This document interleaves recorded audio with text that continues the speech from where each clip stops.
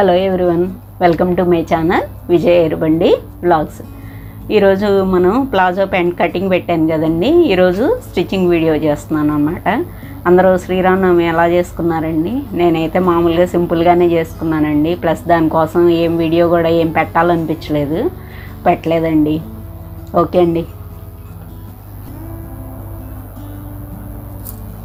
ఇప్పుడు మనకి ఇది కటింగ్ చేసుకునేటప్పుడు పొడుగు తగ్గింది కదండి, అది మనం నడుంకి వేరే తీసుకుని లోపలికి ఫిల్ చేస్తా అన్నాను కదా, అలా ఈక్వల్గా ఇది ఎంత ఉందో అంతా కొలిసి తీసేసుకున్నానండి. 2 అంగుళాల ముక్క అనమాట ఇది. ఇప్పుడు మనం ప్లాజా ఎలా కుట్టుకోవాలో చూద్దామండి. ఫస్ట్ మనం నార్మల్ ప్యాంట్కి ఎలా అయితే స్టిచ్ చేసుకుంటామో అలాగే ఫస్ట్ ఈ కిస్తాలు జాయింట్ చేసేసుకోవాలండి. ఈ కిస్తాలు జాయింట్ చేసేసుకుందాం.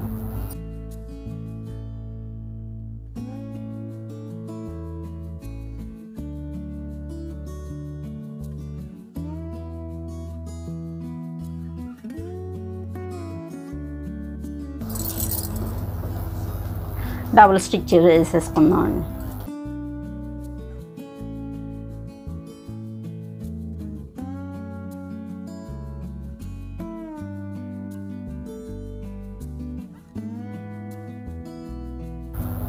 ఇలాగే ఈ వైపు వేసేసుకున్నాం కదా, ఈ రెండో వైపు కూడా వేసేసుకున్నాం అన్నమాట.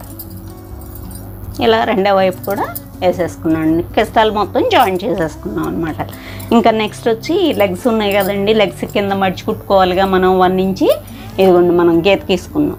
ఇది జస్ట్ ఒక ఫోల్డింగ్ ఇలా పెట్టుకుని అలా వేసుకోవాలండి. బిగినర్స్ అనుకోండి ఫస్ట్ ఇది ఒక కుట్టు వేసుకోండి, నష్టమేం లేదు.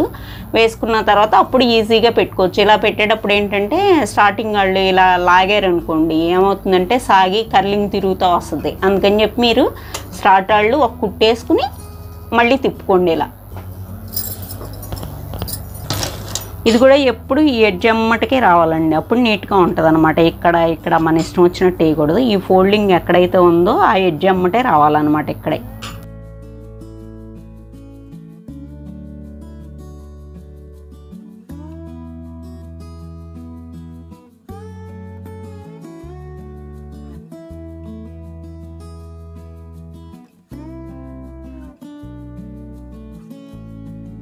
ఇలా లెగ్స్కి 2 వైపులా 1 ఇంచి మనం ఫోల్డింగ్ వేసేసుకుంటామండి. అయిపోయింది ఇక్కడికి. ఇంకా నెక్స్ట్ వచ్చి మనకి ఇవి జాయింట్ చేసుకోవాలి కదా, ఇది ఇలా చేసుకోవాలన్నమాట. ఇలా మనం 1 ఇంచ్ గ్యాప్తో ఈ 2 వైపులా ఈ లెగ్స్ జాయింట్ చేసేసుకుంటాం అన్నమాట.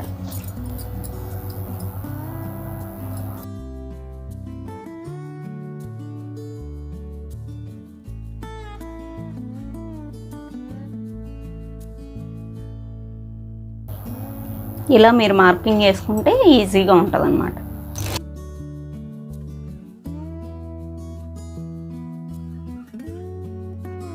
కూడా 2 ఇలా ఈక్వల్గా రావాలండి, ఎగుడు దిగుడు రాకూడదంట. మనం సమానంగా పట్టుకుంటే వచ్చేస్తుంది.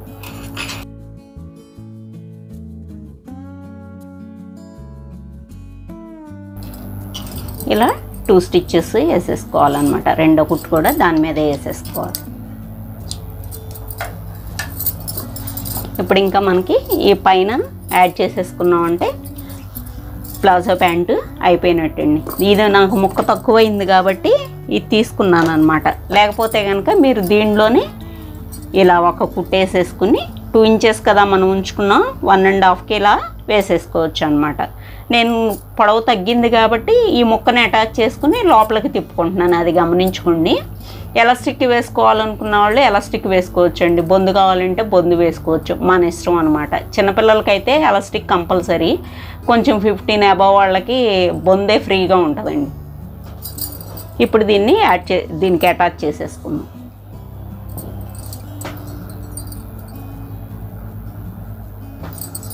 కరెక్ట్గా ఒకసారి దీని కొలత ప్రకారం చూసేసుకుందాం.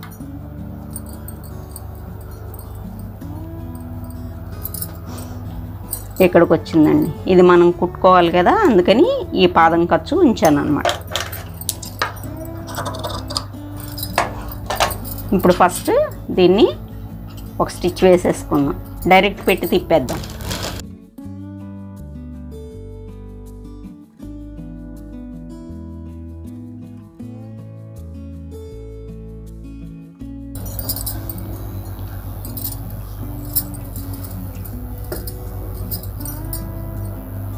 ఇప్పుడు మనం దీనికి స్టార్ట్ చేసేసుకుందాం. ఇటువైపు జాయింట్కి సెంటర్ జాయింట్ పెట్టేసుకుందాం. ఇటువైపు ఎందుకంటే అంచు ఉంది కదా, ఇంకా మనం ఫోల్డ్ చేసి కుట్టుకోక్కర్లేదన్నమాట.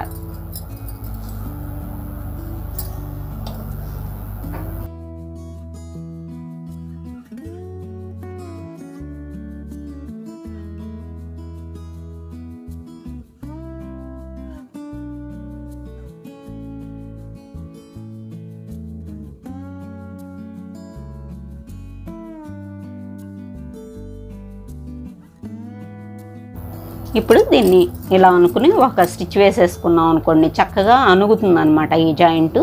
అప్పుడు మనం దీన్ని ఇలా లోపలికి ఫోల్డ్ చేసేసుకుని ఇక్కడ బొందు పెట్టుకుంటాం అనమాట.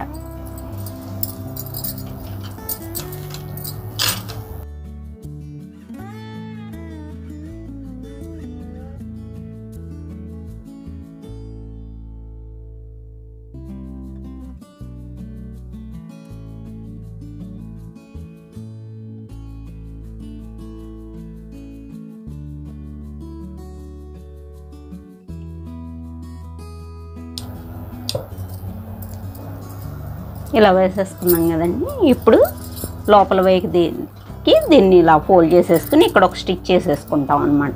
ఇక్కడ మనం బొందు పెట్టుకోవాలి కదా, ఇక్కడ కొంచెం ఓపెన్ చేసుకుందాం. తర్వాత ఇది ఇప్పుడు ఎలాస్టిక్ పెట్టుకునే వాళ్ళు అనుకోండి, ఇక్కడ ఓపెన్ చేసుకోవాల్సిన అవసరం లేదు. నేను బొందు వేద్దాం అనుకుంటున్నాను కాబట్టి ఇక్కడ కొంచెం బొందు తూర్చుకుంటాకి జస్ట్ ఇదిగోండి ఈ కుట్టు నుంచి ఈ కుట్టు వరకు తప్పించుకుంటే ఈ లోపలికి మనం బొందు తూర్చేసుకోవచ్చు అనమాట.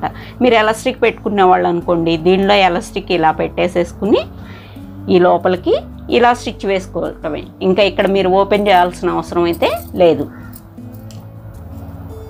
ఇది కొంచెం ఇక్కడ తప్పిస్తున్నాను అనమాట నేను. ఇప్పుడు కొంచెం తప్పించుకున్నాం కదా, ఇది బొందు ఎక్కించుకుంటాక ఉంటుంది అనమాట. ఇప్పుడు మనం స్టిచ్ వేసేసుకుందాం.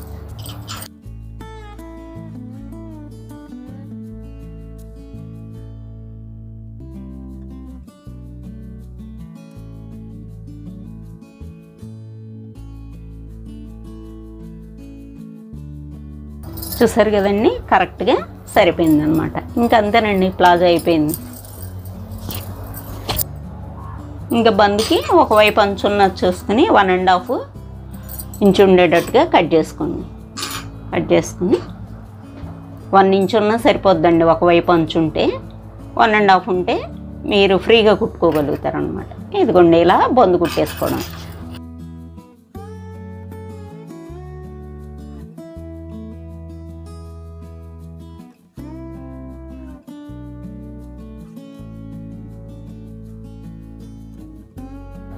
ఇదిగోండి ఇలా బొందు ఎక్కిచ్చేసుకున్న తర్వాత మనం వెనక ఇక్కడ ఒక కుట్టేసుకోవాలన్నమాట.